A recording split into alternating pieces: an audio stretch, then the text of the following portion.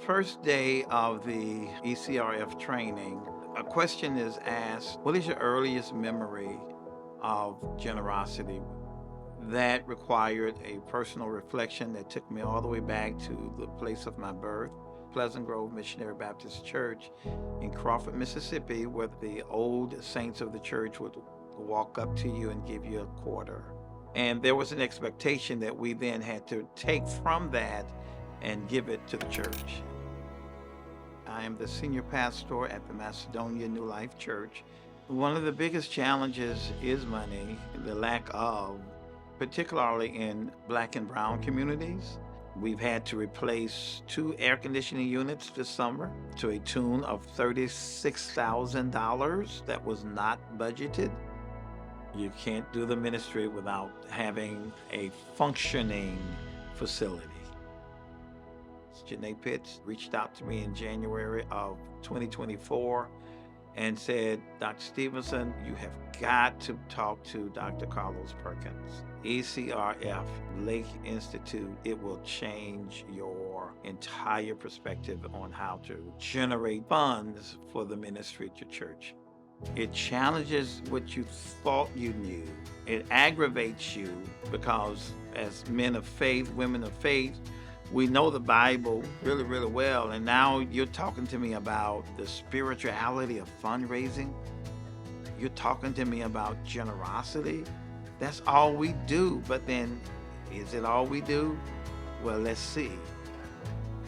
This program is going to give you a brand new perspective. Ministry colleague, you only see them when you have a ministerial alliance. So you assume that things are going great until they come into an ECRF room. And you're like, gee, man, they need this course too. That's the camaraderie, that's transparency. Okay, so it's not just me. So the strategy that I received from the course was leaders, before we go to the pew, before we go to the congregation, deacons and trustees, in our sessions, how much can we commit to? We needed about $40,000. There was no pushback because the leaders gave the church a win by accepting the direction. That strategy worked. In terms of endowments, we're moving the congregation into teaching around living trust, where the church becomes a part of your life going forward, even in your absence, to support the church for the generations and years to come. And all of that has been since ECRF course. I'm met with gratitude for bringing ECRF to Raleigh within our community, in particular Black and Brown faces. It's needing to solve the disparity within marginalized communities where churches serve.